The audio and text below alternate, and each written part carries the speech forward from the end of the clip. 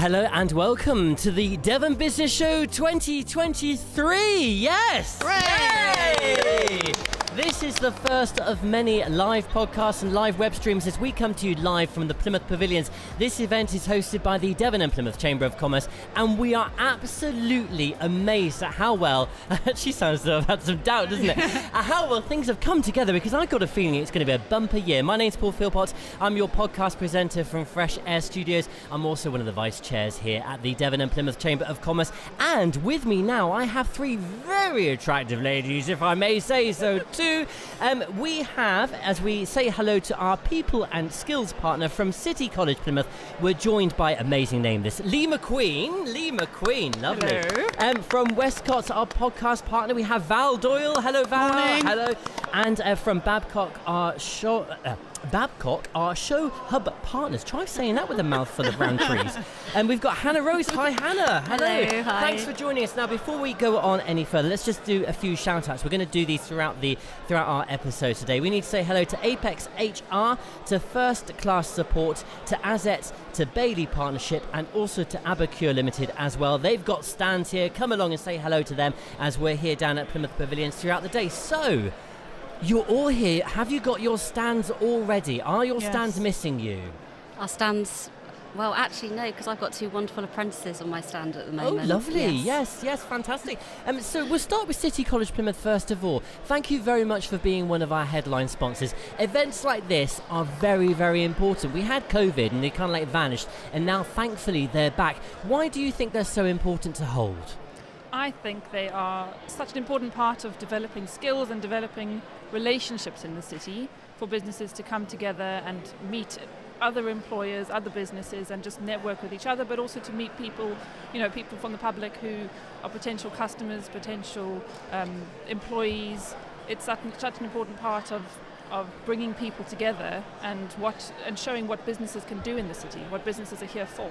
I think it is a great opportunity to showcase things. But Val, we were talking earlier, it's not just about selling stuff, it's also about meeting and engaging with people and bringing that back to a skills context. How do you see these events can help? Yeah, absolutely. I think you've just got to show to people, one of our straplines is we're here, and we're here very much for the business community to help them support, guide, and also for our future sort of employee task force. So we actually recruited someone from the event last year here, from someone who came around on the stand. So I think it's just being friendly and showing people that you're open, and you're just there to help them with their businesses and whatever they need, really. And Hannah, Babcock, obviously we all know Babcock, a massive entity within the city of Plymouth.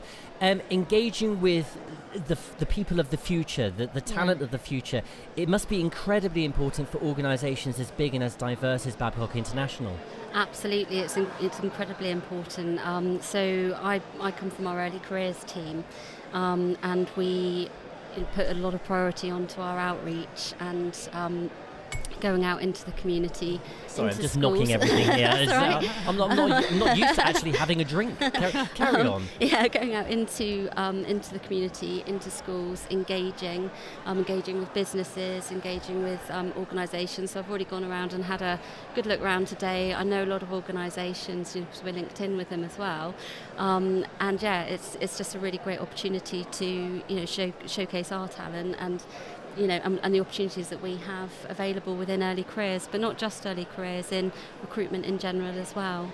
Lee, let's talk about people skills for a moment, because events like this, I can imagine that some people can find them quite intimidating, because it's not maybe as one-to-one and grilling as a networking event, but this is still networking, isn't it?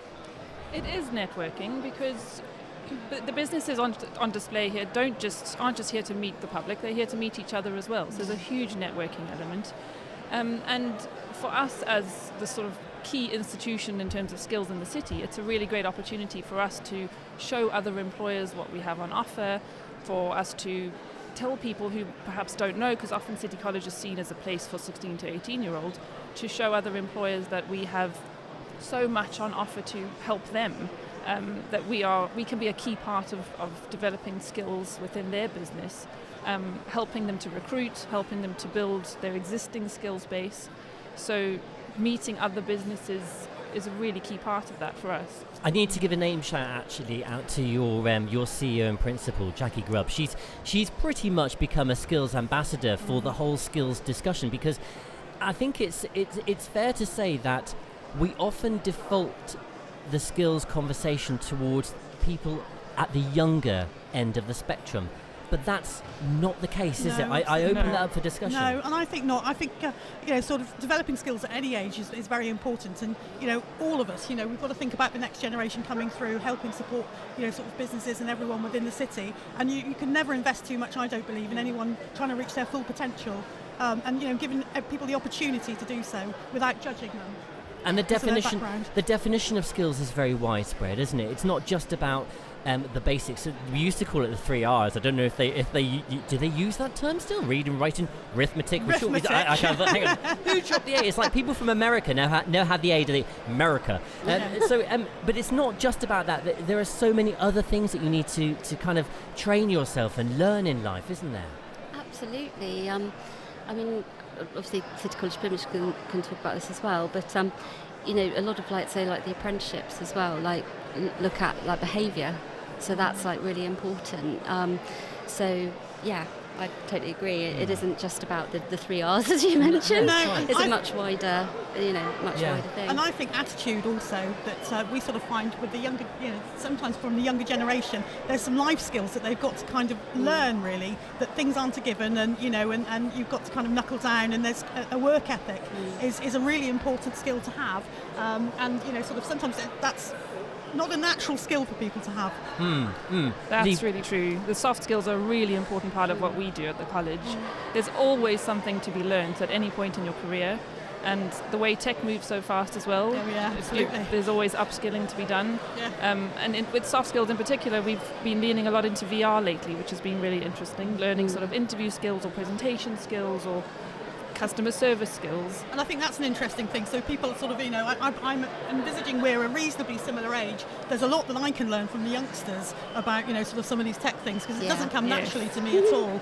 And they're like, almost grabbing my phone from me and showing me what to do. But I get that all the time.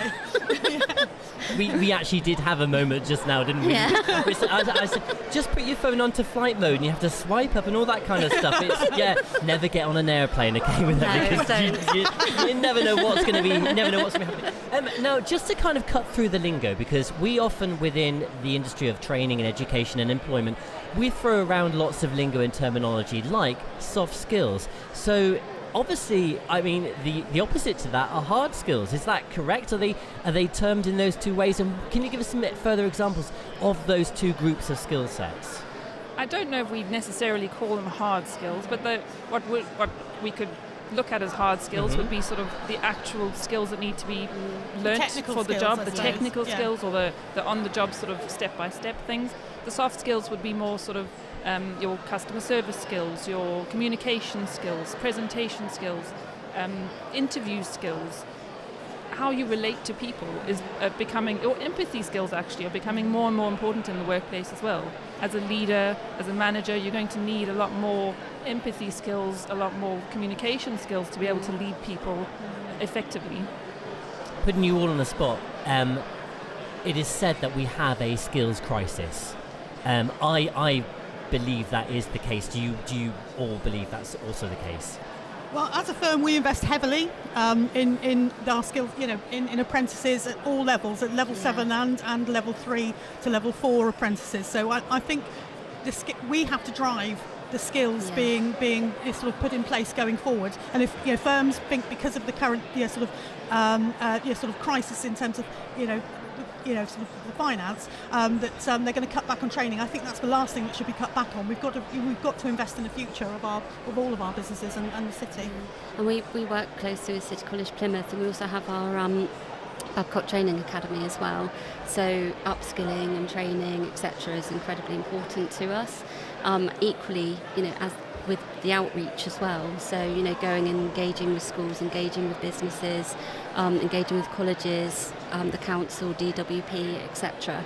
So, I think businesses, have that responsibility also to, go out there and be able to show, what is out there for individuals. There's a lot of hard work going on behind the scenes, isn't there, really, to try and fix this skills crisis. If you had a golden wish, something you could really do to try and move things forward, what would it be? I know that's a really hard question to put you on the spot, but what would it be? I think it's already at play.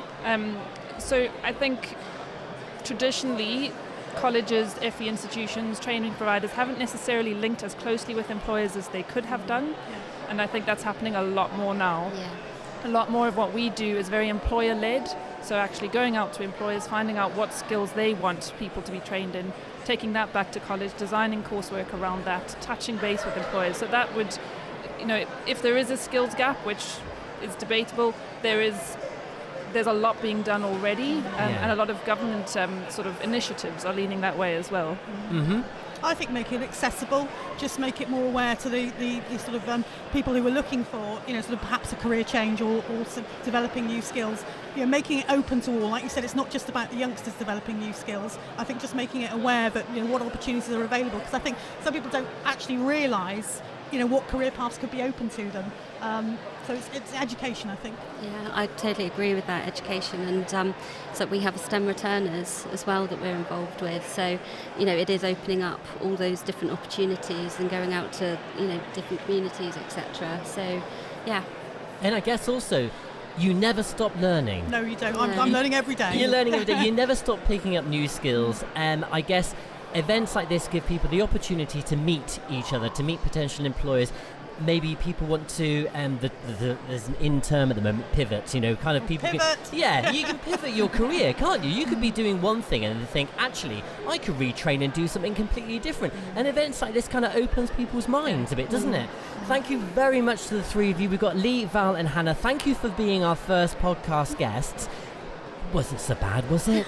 It wasn't so bad. No, Thank you, it Paul. wasn't so bad. Wasn't You were so wonderful. bad. Well, thank you very much. And before we leave you, we need to say hello to a few of our other exhibitors here today. Hello to Ace Double Glazing, to the Cooperative Bank, to Coast and Country Cottages, and also to Helpful Holidays as well. We're broadcasting live on Facebook Live, Instagram Live, Twitter Live, YouTube Live, every other kind of LinkedIn Live, all the platforms live. But most importantly, if you have the opportunity, please do come down to Plymouth Pavilions for the Devon Business Show 2023.